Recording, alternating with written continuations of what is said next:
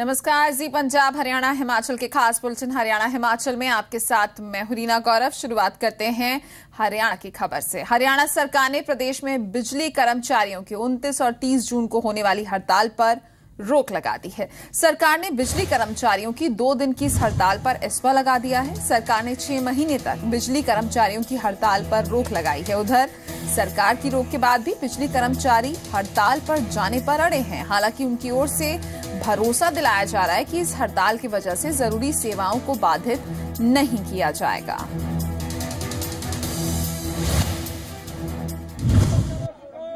हरियाणा बिजली कर्मचारियों की प्रस्तावित हड़ताल का असर आम जनजीवन पर न पड़े, इस मकसद से सरकार ने कमर कस ली है। दरअसल बिजली कर्मचारी अपनी लंबित मांगों को लेकर 29 जून से 2 दिवसीय हड़ताल पर जाने की तैयारी में हैं, जिसके चलते आम लोगों की मुश्किलें बढ़ सकती हैं। इस मुश्किल का हल सरकार ने एस्मा लगाकर करने की कोशिश की है। देखिए, सरकार ने एस्मा लगा दिया है। एस्मा का जो ऑब्जेक्टिव है वो जन साधारण को जो आवश्यक जो सुविधाएं हैं वो मुहैया हों, किसी प्रकार की एसेंशियल सर्विसेज में डिसरप्शन ना हो। ऑब्जेक्टिव तो उसका वही है। उधर बिजली कर्मचारियों ने साफ किया है कि एस्मा लगने के बावजूद प्रस्तावित हड़ताल से पीछे नहीं हटेंगे। हालांकि उन्होंने ये भरोसा जरूर दिया है कि वो जरूरी सेवाओं को प्रभावित नहीं करेंगे। 29 और 30 तारीख को 48 घंटे की हम पूर्ण हड़ताल करेंगे, परंतु बिजली को बाधित नहीं करेंगे। एसेंशियल सर्विस जो हमारी है, पब्लिक हेल्थ है, आपका हेल्थ डिपार्टमेंट है, हॉस्पिटल है, उनको हम इस हड़ताल से बाहर करेंगे। वहीं सरकार की तरफ से बातचीत के रास्ते खुले हैं। कर्मचारी भी मुख्यमंत्री या सक्षम अधिकारी के साथ बातचीत करने को तैयार हैं। हर समस्या का समाधान बातचीत से निकल सकता है। तो मैं अब भी अनुरोध करूंगा कि टेबल पर बैठ के जो भी आपकी समस्या है उसके बारे में चर्चा करें। निश्चित रूप से उसका कोई ना कोई समाधान अवश्य निकलेगा। निश्चित तौर से बातचीत अगर बुला कर कोई मुद्दा हल होगा, हमारे साथ बैठ के डिस्कशन करें, हमारी सुने, वो अपनी बताएं। हम निश्चित तौर से कोई हमारा प्रश्न यदि सुनी है, अगर 23 दफ्तर वापिस लिए गए, हमारी बात सुनी गई तो हम हड़ताल वापिस ले लेंगे, कोई मुद्दा नहीं है। गौरतलब है कि प्रदेश सरकार ने बिजली विभाग के 23 उपमंडलों की सेवाएं आउटसोर्स करने का फैसला किया है, जबकि बिजली विभाग के कर्मचारी इसका विरोध कर रहे हैं। कुलवीर दीवान, जी मीडिया, चंडीगढ़। और इस पूरे मामले को लेकर ज्यादा जानकारी के लिए हमारे साथ मौजूद हैं हमारे संवाददाता कुलवीर दीवान। कुलवीर, यहां पर आपसे जरूर जानना चाहेंगे कि एक तरफ जो कर्मचारी हैं वो अड़े हुए हैं कि 29 और 30 जून को वो हड़ताल जरूर करेंगे, लेकिन एस्मा जब लगा दिया गया है तो ऐसे में इसका जो प्रभाव है कहीं ना कहीं सीधे तौर पर बिजली कर्मचारियों पर पड़ सकता है। निश्चित तौर पर रीना कहा जा सकता है, क्योंकि सरकार नहीं चाहती कि इस हड़ताल के दौरान प्रदेश में फिर से जनता जो है कहीं ना कहीं हाहाकार मचाए, उसको दिक्कत हो, उसकी वजह से सरकार का कहीं सरकार के ऊपर प्रेशर जो है वो बने। तो इसलिए सरकार ने ये फैसला किया है कि यदि बिजली कर्मचारी हड़ताल पे जाएंगे तो एस्मा लगा दिया जाए। एस्मा लगा दिया गया है 6 महीने के लिए, और इसमें निश्चित तौर पर जरूरी जो सेवाएं हैं उनको बाधित नहीं कर पाएंगे कर्मचारी। और यदि इस तरह की कोई कोशिश होती है तो सरकार जो है कानून के हिसाब से उन पर कार्रवाई करने के लिए अधिकृत होगी। हालांकि जो कर्मचारी हैं उन्होंने भी ये साफ किया है कि एस्मा बेशक सरकार ने लगा दिया है, लेकिन हड़ताल के दौरान वो जरूरी सेवाओं को बाधित बिल्कुल भी नहीं करेंगे। और दूसरी तरफ सरकार ने एक तरफ जहाँ जो सख्त रुख है वो अपनाया है रीना, तो वहीं कहीं ना कहीं नरमी के संकेत भी दिए हैं। सरकार ने खुले तौर पर कहा है कि यदि कर्मचारी बातचीत के जरिए हल निकालना चाहते हैं तो सरकार बातचीत के लिए कभी भी तैयार है। जी, तो यहाँ पर कुलवीर आपसे ये जरूर जानना चाहेंगे कि सरकार ये कह रही है कि टेबल पर बैठ के बातचीत की जाए, बिजली कर्मचारी भी कह रहे हैं कि हाँ अगर बुलाया जाएगा तो बातचीत की जाएगी, तो इसमें कौन पहल करेगा, या फिर ये कहें कि कौन मीडिएटर का रोल निभाएगा जहां पर इन दोनों को बातचीत के लिए टेबल पर बुलाया जाए, जिससे कि ये जो हड़ताल जो बोली गई है वो रोकी जा सके और कर्मचारियों की समस्याओं का हल भी निकल सके?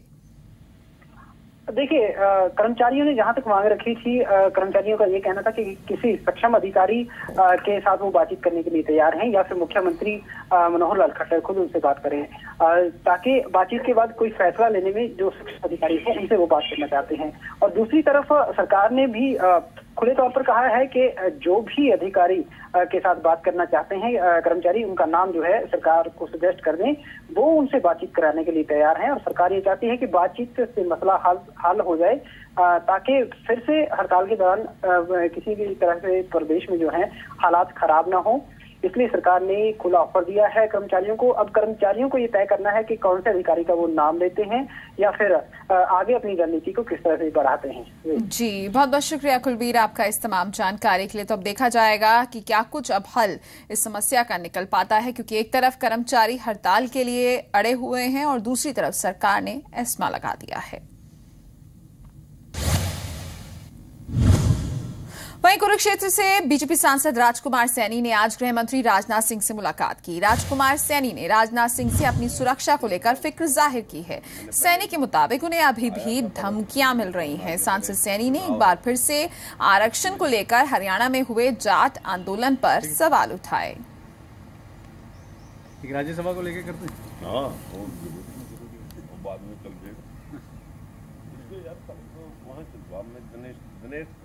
इसको लेकर के मैं पिछले दिनों काफ़ी ज़्यादा उनके निशाने पे हूं, तो इसको लेकर के मैं आज राजनाथ जी से मिला था। सिक्योरिटी की मांग नहीं की, शुरू से जो मेरा पूरा हरियाणा प्रांत के जो मेरे से जुड़े हुए लोग हैं वो सभी ऐसा महसूस करते हैं कि जब आए दिन जिक्र होता है कि जेड सिक्योरिटी मिलनी चाहिए। इस पर मैंने एप्लीकेशन भेजी थी, अपनी अपील भेजी थी कि मुझे जेड सिक्योरिटी मिलनी चाहिए और लोग कुछ भी फसाद, शरारती आदमी कुछ भी दंगा फसाद कहीं भीड़ में छुप के कर सकते हैं।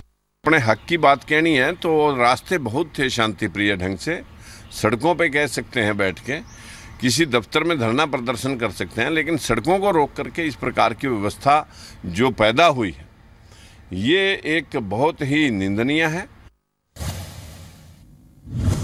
रेल मंत्री सुरेश प्रभु ने 26 जून को सोनीपत से जींद तक चलने वाली ट्रेन को हरी झंडी दिखाकर यहां के लोगों को बड़ी सौगात देने की बात कही है।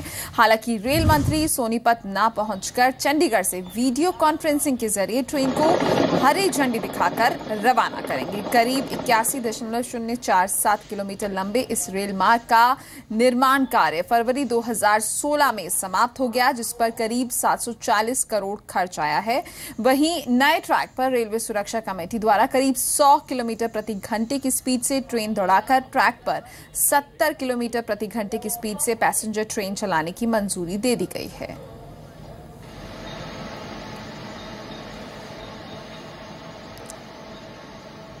सोनीपत गुहाना झील रेल मार्ग जो हमारे पार्लियामेंट क्षेत्र के लिए बहुत इम्पोर्टेंट था और लगभग ये 90 किलोमीटर के आसपास है। इससे हमारा पूरा पार्लियामेंट क्षेत्र होता था और लोगों को बड़ा भारी इसका फायदा होगा।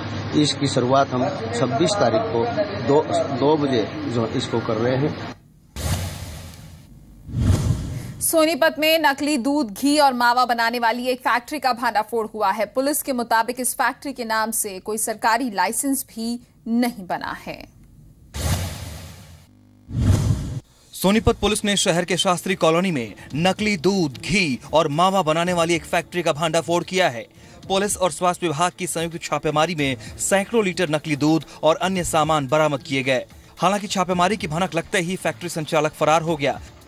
जिससे हमने डॉक्टर साहब, फूड सप्लाई इंस्पेक्टर जी से मदद लेके यहाँ छापामारी की, तो जो आइटम में पनीर और दूध के मिले उनसे 4 सैंपल लिए डॉक्टर साहब। इनके पास कोई लाइसेंस नहीं मिला और ना ही कोई कहीं से परमिशन मिली। इसके बाद पुलिस ने इस फैक्ट्री को सील कर दिया है। साथ ही केस दर्ज कर आरोपियों की तलाश तेज कर दी गई है। यहाँ पे हमें दूध मिला है फ्रीजर्स में और कुछ गाड़ी में लोडेड मिल्क था और कुछ घी के पैकेट्स थे और क्रीम थी यहाँ पर और दूसरी जगह पनीर मिला है। ये फैक्ट्री पूरी तरह से अवैध थी। इस फैक्ट्री के नाम से कोई सरकारी लाइसेंस भी निर्गत नहीं हुआ था। ऐसे में पुलिस और स्वास्थ्य विभाग के सामने अब ये पता लगाने की चुनौती है कि आखिर आम लोगों की जिंदगी के और कितने सौदागर शहर में ऐसे मौत के सामान बना रहे हैं। राजेश खत्री, जी मीडिया, सोनीपत। रोहतक में पुराना बस स्टैंड के सामने पुलिस थाने से महज 100 मीटर दूर स्थित पेट्रोल पंप पर कार्यरत सेल्समैन की आंखों में मिर्च झोंककर बाइक सवार 3 लुटेरे कैश से भरा बैग लूट ले गए। दूसरे सेल्समैन ने एक लुटेरे को दबोच लिया, लेकिन लुटेरों ने उसे गोली मारकर घायल कर दिया। दोनों सेल्समैन को पीजीआई में भर्ती कराया गया है। पूरी वारदात पेट्रोल पंप के बाहर लगे सीसीटीवी कैमरे में कैद हो गई है। तो इन तस्वीरों में आप देख सकते हैं कि किस तरीके से ये बदमाश यहाँ आते हैं, बैग खींचते हैं। दूसरा सेल्समैन इन्हें रोकने की कोशिश करता है, लेकिन ये उस पर गोली चला देते हैं।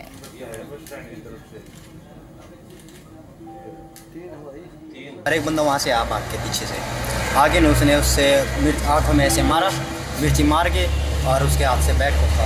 वो यहाँ पे गिर गया था। वो फिर उसके पीछे भाग गया दूसरा बंदा जिसके हाथ से बैग ठोका था। वो पकड़ने लगा, दूसरा बंदा वहाँ पे खड़ा था। वहाँ से उसने अपनी पिस्तौल निकाल ली और गोली चला दी। सीसीटीवी फुटेज कैमरे के अंदर से उनके फोटो वगैरह देखे हैं और क्राइम बुक भी दिखाई जा रही है। पेट्रोल पंप मालिक को शायद उनकी जल्दी पहचान हो जाएगी। गोली लगी है पैर में, जिसको PGIMS पहुंचा दिया गया, राजेश को। हरियाणा में मानसून की बारिश के लिए अभी इंतजार करना पड़ेगा। प्रदेश में गर्मी कहर बरपा रही है और मौसम विभाग के मुताबिक मानसून अपने वक्त पर ही हरियाणा में आएगा। हालांकि मौसम विभाग का कहना है कि हरियाणा में जुलाई के पहले हफ्ते में मानसून आ जाएगा और हरियाणा में इस बार अच्छी बारिश होगी।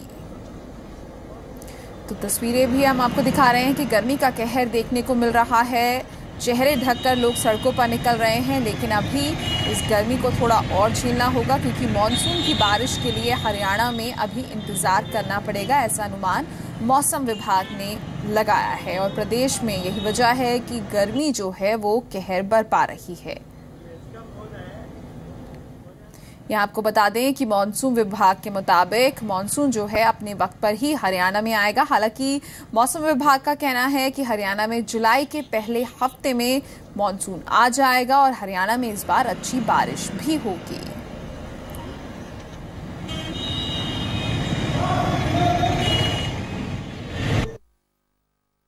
संभावना है कि इस बार जो है मानसून की बारिश जो ठीक समय पाने की संभावना है और वो मुझे लगता है कि हम नॉर्मल 1 जुलाई के आसपास हरियाणा को टच कर सकता है। लेकिन इस बार भी उम्मीद है कि शायद 1 जुलाई के आसपास हरियाणा को टच कर जाएगा और इस बार दो साल के बाद अच्छी बारिश होने की संभावना है। तापमान जो है 40 डिग्री जो अधिकतम बना हुआ है और 28.7 डिग्री जो है न्यूनतम बना हुआ है। जो अधिकतम तापमान है वो अपने औसतन के आसपास चल रहा है, लेकिन न्यूनतम तापमान जो है जिसे हम रात का तापमान कह सकते हैं वो 2 डिग्री थोड़ा ज्यादा चल रहा है।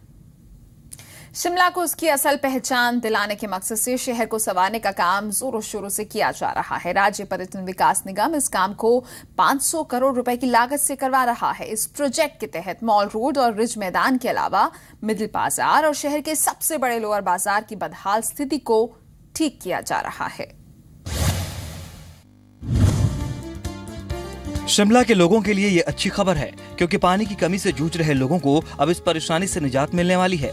दरअसल सरकार ने great Shimla water supply and sewerage circle को लागू किए जाने के संकेत दिए हैं। इसके तहत वर्ल्ड बैंक की सहायता से 600 करोड़ रुपए से भी ज्यादा की लागत से विशेष पेयजल और सीवरेज मैनेजमेंट सिस्टम को दुरुस्त किया जाएगा। योजना के तहत कोल डैम से पानी को अपलिफ्ट कर शिमला शहर की आबादी को सप्लाई किया जाएगा। जो शिमला नगर पालिका है और जो ग्रेटर शिमला है, भले म्यूनसिपल कमेटी के अंदर नहीं है, उन सबके लिए पीने के पानी का प्रावधान करना है और मल निकास का लिए इंतजाम करना है। ये कौन झील है, कोल डैम से पानी उठा रहे हैं। इसके अलावा शिमला को उसकी असल पहचान दिलाने और सौंदर्यीकरण के मकसद से शहर को संवारने का काम भी जोरों पर है। राज्य पर्यटन विकास निगम ने शहर की खूबसूरती पर 500 करोड़ रुपए खर्च करने की योजना बनाई है, जिसके तहत शिमला के मुख्य पर्यटक स्थल मॉल रोड और रिज मैदान के अलावा मिडिल बाजार और शहर के सबसे बड़े लोअर बाजार की बदहाल स्थिति को भी संवारने का प्लान है। आज हम चाहते हैं कि हर घर में हर जो भी ड्वेलिंग है, चाहे उसमें एक आदमी रहे 2 आदमी रहे, वहाँ फ्लश सिस्टम होना चाहिए और इस तरह से जो है पीने का पानी का प्रावधान होना चाहिए। हिमाचल टूरिज्म की 200 करोड़ रुपए के इस प्रोजेक्ट के तहत शहर के चौड़ा मैदान से छोटा शिमला तक की तस्वीर पूरी तरह बदल जाएगी। मुख्यमंत्री वीरभद्र सिंह का कहना है कि इस योजना में शहर के लोगों और सैलानियों को सार्वजनिक सुविधाएं देना भी शामिल है। मोहित प्रेम शर्मा, जी मीडिया, शिमला। मोगा की हरमनप्रीत कौर ने भारतीय महिला क्रिकेट टीम की उपकप्तान बनकर पंजाब और देश का नाम रोशन किया है, लेकिन अब हरमन ऑस्ट्रेलिया में होने वाले महिला बिग बैश लीग में खेलने वाली पहली भारतीय खिलाड़ी भी बन गई हैं। बीसीसीआई अध्यक्ष अनुराग ठाकुर ने हरमनप्रीत की इस उपलब्धि पर उन्हें बधाई दी। ये भारतीय महिला क्रिकेट टीम की उपकप्तान हरमनप्रीत कौर हैं। हरमनप्रीत पंजाब के मोगा की रहने वाली है। हरमन ने भारतीय टीम की तरफ से खेलते हुए कई बार पंजाब और देश का नाम रोशन किया है, लेकिन अब मोगा की इस राइजिंग स्टार के नाम एक और उपलब्धि जुड़ गई है। हरमनप्रीत ऑस्ट्रेलिया में होने वाले महिला बिग बैश लीग में खेलने वाली पहली भारतीय महिला खिलाड़ी भी बन गई हैं। इस उपलब्धि पर बीसीसीआई अध्यक्ष अनुराग ठाकुर ने हरमनप्रीत को बधाई दी है। I am glad to announce that the first woman cricketer from India, Harmanpreet Kaur, has got a contract from Sydney Thunders in the Big Bash Women's League. BCCI अध्यक्ष बनने के बाद से अनुराग ठाकुर ने क्रिकेट की बेहतरी के लिए कई आमूलचूल परिवर्तन किए हैं, जिसके लिए धर्मशाला में क्रिकेट कॉन्क्लेव भी हुआ। इसी कड़ी में अनुराग ठाकुर ने बीसीसीआई के नए सीजन में सबसे ज्यादा टेस्ट मैच कराने का ऐलान किया है। Let me tell you, in the last 30-40 years, or I think the history of BCCI, this is going to the first season where we are going to play the maximum number of test matches. BCCI will enter into an agreement with the state association to fulfill our commitments of minimum 10% tickets to the students and specially abled during the test matches. BCCI लगातार खिलाड़ियों को खेल के बेहतर अवसर और सुविधा दिलाने का प्रयास कर रही है। हरमनप्रीत को बिग बैश में खेलने का मौका मिलना भी इसी कोशिश का एक हिस्सा है। वहीं अनुराग ठाकुर ने स्टेट लेवल के खिलाड़ियों को अपना हुनर दिखाने के लिए जोनल लीग की भी सौगात दी है। ब्यूरो रिपोर्ट, जी मीडिया। हिमाचल प्रदेश के मंडी में एचआरटीसी की बस 500 फीट गहरी खाई में जा गिरी। इस हादसे में 25 लोग घायल हुए हैं। यह हादसा उसी रास्ते पर हुआ है जहां पिछले महीने की 8 तारीख को एक बस हादसे का शिकार हुई थी।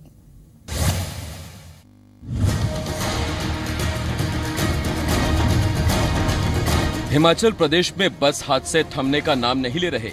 इस बार मंडी जिले के रोहांडा में एक एचआरटीसी की बस दुर्घटना का शिकार हो गई। हादसा उस वक्त हुआ जब बस धर्मशाला से रिकांगपिओ जा रही थी। तभी ड्राइवर से ब्रेक नहीं लगे और बस 500 फीट गहरी खाई में जा गिरी। इस हादसे में 25 लोग घायल हुए हैं, जिसमें से 10 की हालत गंभीर बताई जा रही है। ओवरेज हो गई गाड़ी पूरी से। मैंने बहुत कोशिश की और नहीं, बाहर हो गई गाड़ी। मैंने सोचा ये मोड़ पे पलटा देते, स्टेज में नहीं मुड़ा था। कितने बजे हुआ है? 1:45 बजे। ऐसा लगा कि स्पीड ज्यादा थी या कंट्रोल नहीं कर पाया? मुझे नहीं पता चला, वो सिर्फ जब गिरने लगी तब आवाज आई, तब मेरी नींद में था। बस के खाई में गिरते ही उसके पीछे चल रही एक गाड़ी ने पुलिस को हादसे की सूचना दी, जिसके बाद 108 एम्बुलेंस की मदद से घायलों को मंडी जिले के कई अस्पतालों में भर्ती कराया गया है। हादसे में घायल लोगों का प्राथमिक उपचार रोहांडा के अस्पताल में किया जा रहा है, जबकि गंभीर रूप से घायल लोगों को सुंदरनगर के अस्पताल में भेजा गया है। धर्मशाला रिकांगपिओ बस का लगभग 12:30 के करीब रोहांडा से 2 किलोमीटर आगे एक्सीडेंट हुआ और सूचना मिलते ही 108 की हमारी 6 एम्बुलेंसेज यहाँ पर स्पॉट पर भिजवाई गई और इसमें 25 लोग इंजर्ड हुए। उन सबको हमने यहाँ CHC रोहांडा में शिफ्ट किया, जिनमें से जो ग्रीवियसली इंजर्ड हैं उनको सुंदरनगर शिफ्ट कर दिया गया। सभी लोगों को यहाँ पर निःशुल्क इलाज उपलब्ध करवाया जा रहा है और जो भी राहत राशि नियमावली के अनुसार होगी उनको दे दी जाएगी। आपको बता दें कि पिछले महीने की 8 मई को इसी रूट पर धर्मशाला से रिकांगपिओ जा रही सरकारी बस जोगिंदर नगर के पास हादसे का शिकार हो गई थी, जिसमें 12 लोगों की मौत हुई थी। लेकिन एक बार फिर इसी रूट पर बस दुर्घटना का शिकार हुई है। ऐसे में बड़ा सवाल ये है कि हिमाचल प्रदेश में बस हादसे कब थमेंगे। यशराज शर्मा, जी मीडिया, मंडी। ऐतिहासिक गुरुद्वारा पांवटा साहिब में आजकल श्रद्धालुओं की आमद बढ़ चुकी है। यह आमद इसलिए बढ़ी है क्योंकि श्री हेमकुंड साहिब की यात्रा जारी है और गुरुद्वारा पांवटा साहिब यात्रा का एक मुख्य पड़ाव है। चलते चलते आपको छोड़ जाते हैं इस खास रिपोर्ट के साथ। आजकल गुरुद्वारा पांवटा साहिब में खास रौनक देखने को मिल रही है। बड़ी गिनती में श्रद्धालु यहां पहुंच रहे हैं। क्योंकि हेमकुंड साहिब की यात्रा जारी है और हेमकुंड साहिब जाते श्रद्धालुओं के लिए गुरुद्वारा पांवटा साहिब मुख्य पड़ाव के तौर पर होता है। यहाँ आने वाले श्रद्धालु भी यहाँ के इंतजामों से काफी खुश नजर आ रहे हैं। हेमकुंड साहिब गुरुद्वारे होके आया, ਹੁਣ ਪਾਉਂਟਾ ਸਾਹਿਬ दर्शन करन ਨੂੰ आया, ये सारे फ्रेंड सारा सर्कल है, अच्छी बाइक आते आए हैं, बहुत मजा, रास्ते साफ हैं, कोई दिक्कत नहीं, किसी चीज़ की दिक्कत नहीं आई रास्ते में। बहुत ही अच्छी व्यवस्था है यहाँ पे और हम लोग हरिद्वार से यहाँ श्री पांवटा साहिब के दर्शन करने के लिए यहाँ आए हैं। वैसे तो पूरे साल श्रद्धालुओं का आना यहाँ लगा रहता है, पर हेमकुंड साहिब की यात्रा जो अक्टूबर तक जारी रहती है, तब तक श्रद्धालु यहाँ खास तौर पर बड़ी गिनती में पहुँचते हैं। दिनेश कनौजिया, जी मीडिया, पांवटा साहिब।